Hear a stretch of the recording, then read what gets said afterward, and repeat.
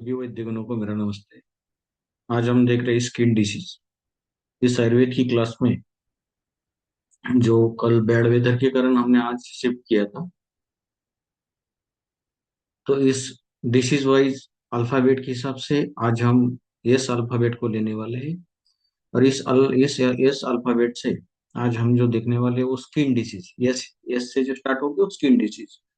तो ओवरऑल पूरे skin disease हम इसी एक चैप्टर में लेंगे, क्योंकि इसमें आयुर्वेद का जो व्यू है वो अलग है मॉडर्न मेडिसिन के बदले। क्योंकि modern medicine disease wise skin disease को थोड़ा सा अलग अलग अलग अलग एरिया वाइज, सिम्टम वाइज उस तरह से उन्होंने अलग अलग चैप्टर में उसको कन्वर्ट किया हुआ है।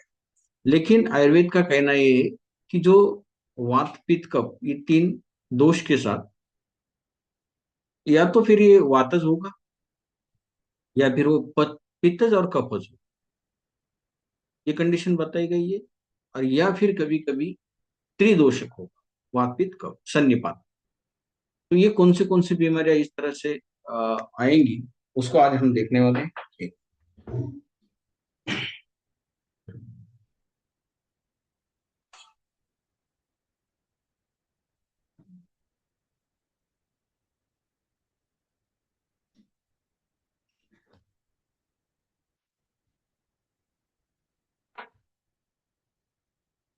हाँ, डाला हुआ है, क्लास में डाला हुआ है। आज देख लो आप लोग, मिल जाए।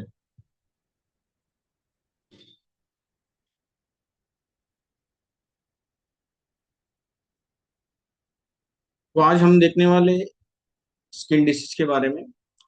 आयुर्वेद से एकल कुष्ठ या ड्यूअल कुष्ठ इस तरह से बताता है, या इस तरह से उसका उपचार या ट्रीटमेंट के दरमियान डायग्नोस होता है। मेरी आवाज स्पष्ट के साथ आ रही है या फिर फैन की आवाज आ रही है ज्यादा आपको?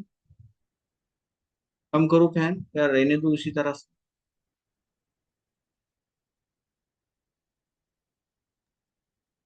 थोड़ा रुक रुक के आती है।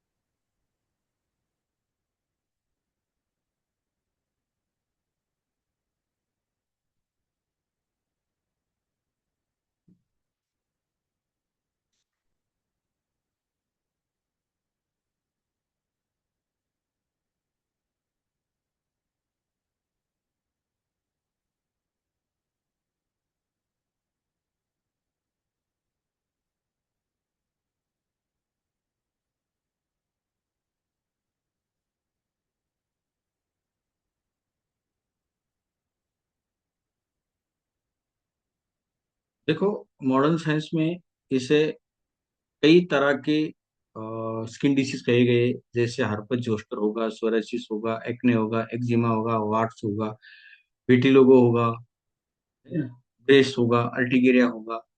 लेकिन आयुर्वेद इसे तीन अवस्था में रखते हुए भी सिर्फ दो ही अवस्था में डायग्नोस के लिए और हमें उपचार के लिए बहुत आसान हो जाता है। एक होता है वातज, यानी सूखा, मतलब जो जो जख्म है या जो इन्फेक्शन है वो सूखा हुआ, ड्राई हो।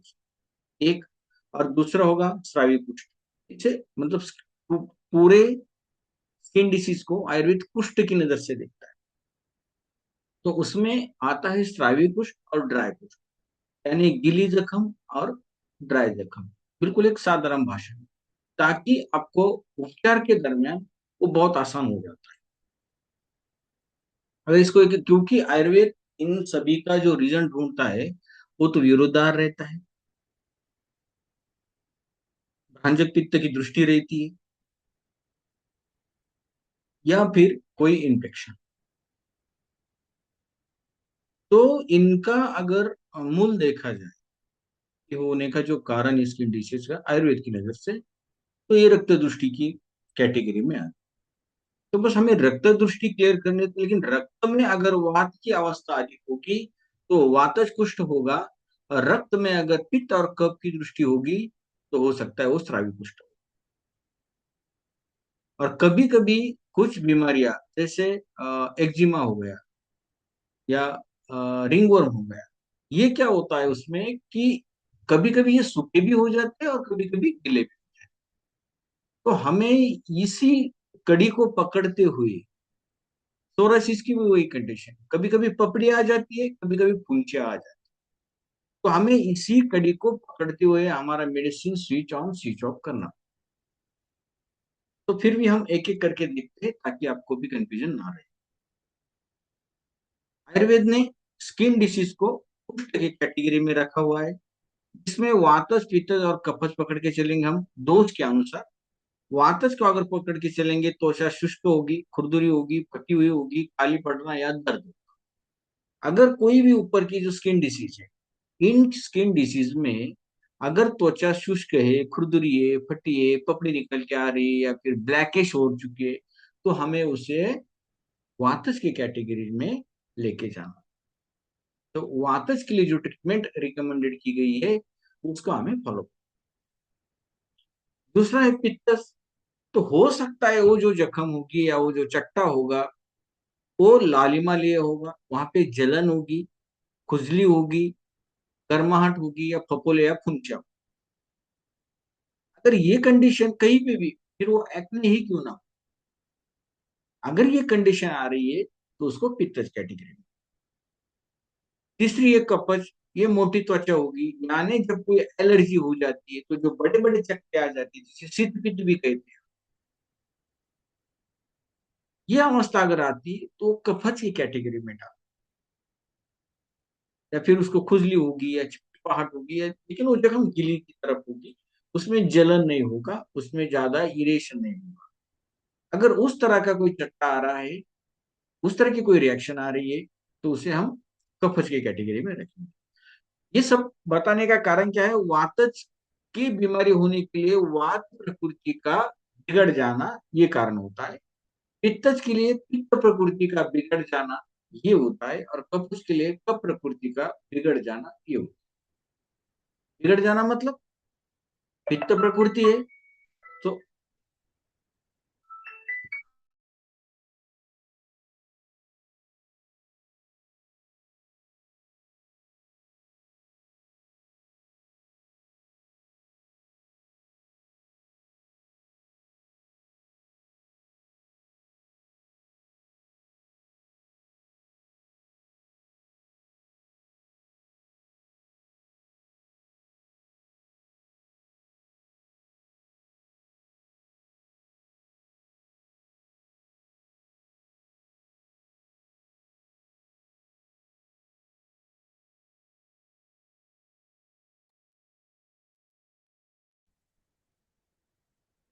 तो वातज पित्तज और कफज, इसका मतलब है वो पेशेंट वात प्रकृति का होगा, लेकिन उसकी जो लाइफस्टाइल है वो वात को वृद्धि करने वाली, यानी बहुत अधिक वात की विकृति के कारण ये प्रॉब्लम आई हुई।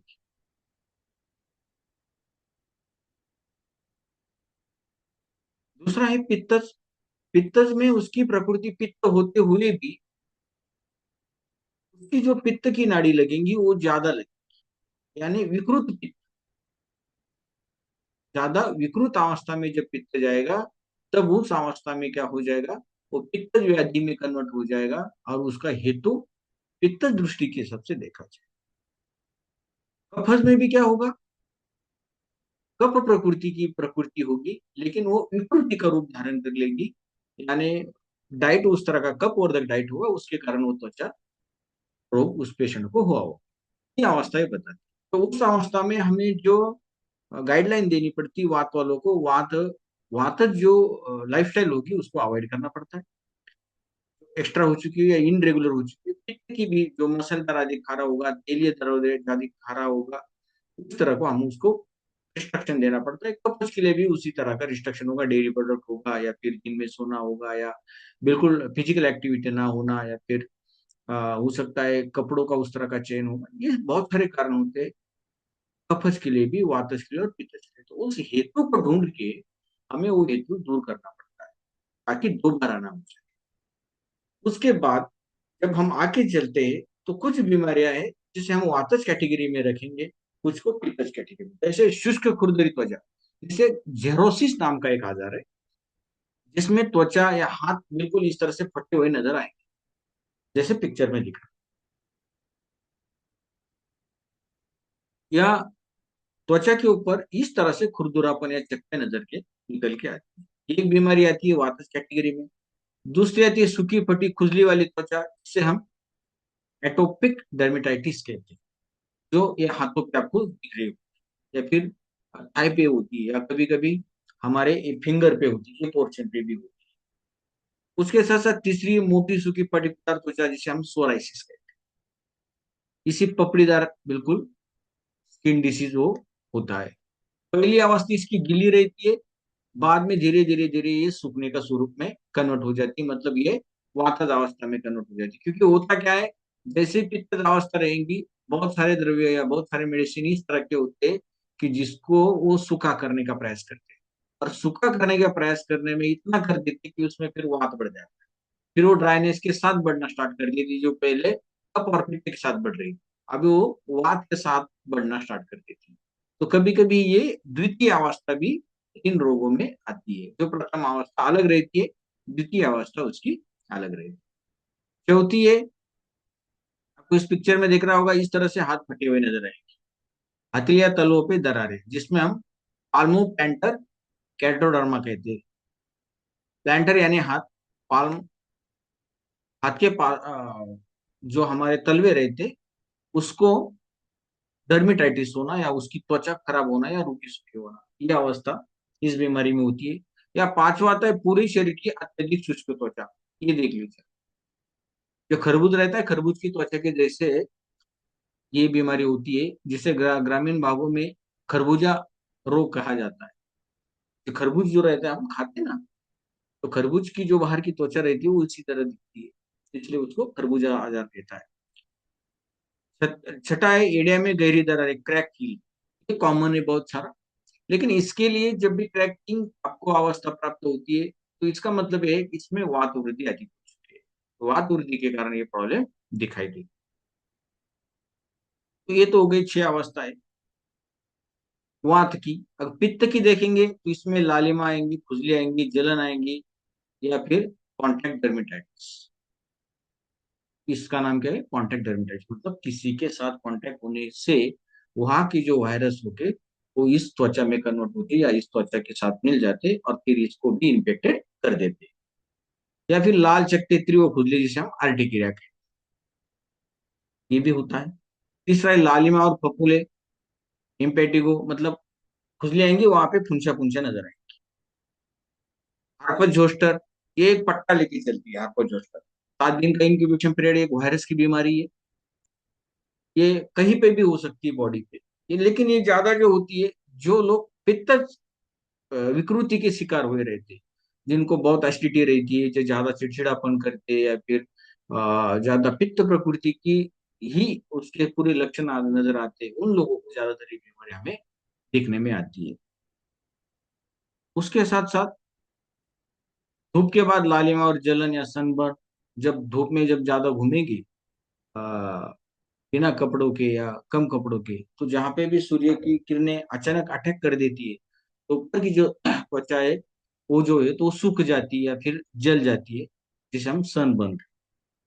छठी है एक्यूट एक्जिमा। ये अवस्था क्या होती है, जब एक्जिमा आगे कन्वर्ट होता जाता है, ज्यादा दिन होने के बाद उसमें लालिम आ जाती है, खुजली आ जाती है, फिर स्वेलिंग आ जाती है, तब ये अवस्था होती है एक्यूट एक्जिमा की। ये भी पित्तज अवस्था है। उसी तरह तीसरी अवस्था है कपज अवस्था। कफज अवस्था में मोटी खुजली वाली त्वचा होगी, जिसे हम लाइचन सिंप्लेक्स कॉर्निक्स, बहुत सारे बीमारियों के नाम है। इस तरह से बड़े बड़े फफूले निर्माण होंगे, या फिर केला या रिसने वाला एक्जिमा, जिसे हम एटोपिक डर्मेटाइटिस। यही एटोपिक डर्मेटाइटिस बाद में सोरायसिस में कन्वर्ट हो जाता है। तीसरा है नमी और खुजली के साथ दाग या टीनिया। ये ज्यादातर छोटे बच्चों में अधिक दिखाई देता है, टीनिया बीमारी, जिसमें डेयरी प्रोडक्ट बहुत बड़ा रोल होता है। जिसे कभी चेहरों पे होते, कभी यहाँ गालों पे होते, या फिर गर्दन पे होते, ऐसे 2-4 पार्ट पे ये टीनिया के फोड़े पुंजा हमें नजर आ जाती है। चौथा है सेबरोबिक डर्मेटाइटिस। ये तेली त्वचा पर पपड़ी और खुजली, जो लोग बहुत अधिक तेल लगाते हैं, हमने जब मुझे लगता है हेयर फॉल की ट्रीटमेंट में देखा था, उसमें जो अधिक तेल लगने से वहां पे जो कुछ हमारे बैक्टीरिया रहते, जो गुड बैक्टीरिया रहते हैं, वो बैक्टीरिया क्या हो जाती है, उनकी संख्या बढ़ जाती है, और फिर बाद में वही जो बैक्टीरिया रहते हैं वो बालों को कुड़तोड़ना शुरू कर देते हैं। उसके कारण फिर हेयर फॉल होना या फिर हेयर कम होना, ये चीजें नजर आती है। तो वहाँ पे पपड़ी जम जाती है, या फिर हम जो खुजलाते, थोड़ी हल्की हल्की खुजली आती है, तो उससे पपड़ी निकलती है, तो उससे जो रूट ऑफ फॉलिकल रहता है हेयर का, वो टूट जाता है। तो ये चौथे प्रकार में आती है। पांचवें प्रकार में आती है प्लेक सोराइसिस। सोराइसिस का सब बिल्कुल सामान्य, मतलब बहुत अधिक पाई जाने वाली जो बीमारी है, ये हमारे गर्दन के नीचे यहाँ पर ज्यादातर ये चट्टे नजर आते हैं दोनों साइड में।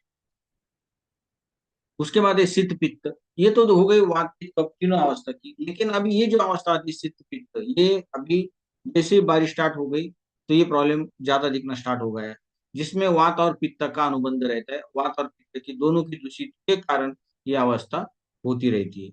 या फिर विटिगो, जिसमें तीन दोष एकत्रित आए हुए रहते हैं, जिसे हम पांड्रे कोट या फिर विटिगो कहते हैं, या श्वेत कुष्ठ भी कहा जाता है। ये तो अलग अलग बीमारी के हिसाब से आयुर्वेद के हिसाब से भी वातपित्त कफ में कन्वर्ट किए जाते हैं, लेकिन इसके बावजूद भी बहुत सारी बीमारियां होती है, जैसे शीत पित्त हो गया, स्कैबिस हो गया, उसके साथ साथ एक्ने हो गए। ऐसे बहुत सारे बीमारियां हैं, जैसे एक्जिमा हो गया, रिंगवर्म हो गया, बहुत सारी बीमारियां। लेकिन अगर इसको एक एक को पकड़ के चलेंगे, ट्रीटमेंट करने में बहुत परेशानी। इससे सबसे बेस्ट है उनको दो कैटेगरी में डिवाइड किया, एक स्रावी कुष्ठ और एक शुष्क कुष्ठ। स्रावी कुष्ठ जिसमें कफ और पित्त का अनुबंध होगा, और जो शुष्क कुष्ठ होगा उसमें सिर्फ वात का अनुबंध होगा। तो उससे क्या हो जाएगा, हमें ट्रीटमेंट करने में भी बहुत आसानी हो जाती है।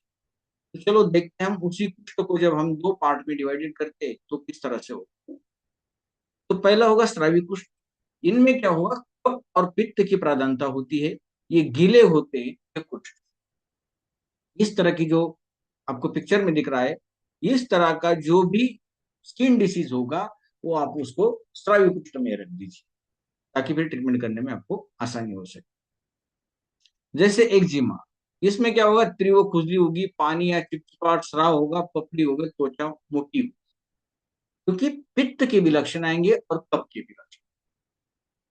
उस अवस्था के हिसाब से वो बीमारियों में ये लक्षण दिखाई देंगे, जैसे खुजली भी होगी, लेकिन खुजलाने के बाद वहां से पानी निकलेगा, या चिपचिपाहट होगी स्राव, या फिर पपड़ी होगी, पपड़ी के नीचे फिर पानी, या त्वचा मोटी यानी जाड़ होगी। ये एक्जिमा। दूसरा आता है स्रावी कुष्ठ में पामा। छोटे दाने, खुजली, कभी कभी स्राव निकल जाता है, वो सभी को मालूम पामा। एक दद्रु। देखो स्रावी कुष्ठ और शुष्क कुष्ठ में भी आयुर्वेद ज्यादातर एकल कुष्ठ और द्रव्य कुष्ठ, यानी सॉरी, एकल कुष्ठ और ये क्या अभी कहा, दद्रु, ये दोनों ही कैटेगरी में भी कुछ कुछ ग्रंथकारों ने उसका उल्लेख किया है। तो जो दद्रु आता है ये ड्राई में भी आता है और ये गीले में भी आता है। तो कभी कभी गोल चकत्ते आना, खुजली होना, या कभी कभी हल्का स्राव होना। अगर उसको स्राव नहीं आ रहा, सिर्फ ड्राई त्वचा ही आ रही, तो फिर उसमें दद्रु कहा जाता है। और दूसरी भाषा में एकल कुष्ठ। इस तरह के कुष्ठ के डिवाइडेड अलग अलग ग्रंथकारों की सबसे अलग अलग। तो दूसरा देखते हैं हम, अभी हो गए स्रावी, जिसमें गीला होगा, लालिमा भी होगी, पेन भी होगा, थोड़ा थोड़ा हल्का पानी भी निकल के आएगा, स्वेलिंग भी हो सकती है, ये हो गए स्रावी। उसके बाद सूखे कुष्ठ, उसमें क्या होगी, वात की प्रधानता होगी, जिसमें एकल कुष्ठ। थोड़ा सी इसको भी पकड़ के चलेंगे, जैसे सूखी मोटी त्वचा, सफेद पपड़ी या कम खुजली, इस तरह से उसको ड्राई एक्जिमा में या ड्राई कुष्ठ में हम पकड़ के चलेंगे। श्वेत यानी सफेद दाग या पपड़ी में जो हम भिटी हो गए थे, सफेद दाग जो निर्माण होता है, वो भी निर्माण किससे होगा है, वो भी वात की अवस्थाओं को रिप्रेजेंट करता है, वो स्रावी में नहीं आता। अभी जब हम ट्रीटमेंट की तरफ चलते हैं, तो ट्रीटमेंट में अगर तो थोड़ा थोड़ा हम अगर कोई बीमारी के साथ चलेंगे तो भी आपको और आसानी हो जाएंगी, जिसमें रिंग वर्म कॉमन है, हर जगह आपको त्वचा पे दिखाई देता है। लेकिन याद रखिए ये सेकेंडरी इन्फेक्शन, ये प्राइमरी इन्फेक्शन, सॉरी इन्फेक्शन नहीं। मतलब क्या है, इसमें आपका कोई रोल नहीं। या तो आपके घर में किसी को हुआ होगा, या फिर आप जब दाढ़ी कटिंग करने को नाई के पास जाते हैं, उसने ब्लेड प्रॉपर क्लियर नहीं किया होगा, तो हो सकता है किसी और को होगा वो इन्फेक्शन आपको आ गया। या फिर किसी का गर्द रुमाल, या किसी के कपड़े, या किसी का टॉवल आपने यूज किया होगा, उसके कारण ये आपको टॉक्सिस के स्वरूप में मिला। इसमें आपका कोई रोल नहीं रहे। लेकिन ये ज्यादा कहाँ पे नजर आते हैं? ये आते हैं बिलो द एक्जिला, काक में। अंजाइनल रीजन, अंडर द अंजाइनल रीजन, मतलब हमारी जो जांग होती है वहां पे एक नजर आ जाते हैं। अंडर ब्रेस्ट, महिलाओं में ब्रेस्ट के नीचे, कमर के बाजू में, चेहरा या गर्दन और हाथ। अगर आप लोग ये सब चीजें पकड़ के चलेंगे ना, ये चीजें क्या होती है मालूम है कि ये जहाँ पे भी त्वचा फोल्डिंग, जैसे यहाँ पे त्वचा फोल्ड होती है, यहाँ पे त्वचा फोल्ड होती है, ब्रेस्ट के नीचे भी त्वचा फोल्ड होती है, एक्जिला में भी त्वचा फोल्ड होती है, कमर में भी त्वचा फोल्ड होती है, और जन अंजाइनल रीजन जो देखेंगे हम, जांग, वहां पे भी त्वचा फोल्ड होती है। तो वो होता क्या है, जब त्वचा फोल्ड होगी तो वहां पे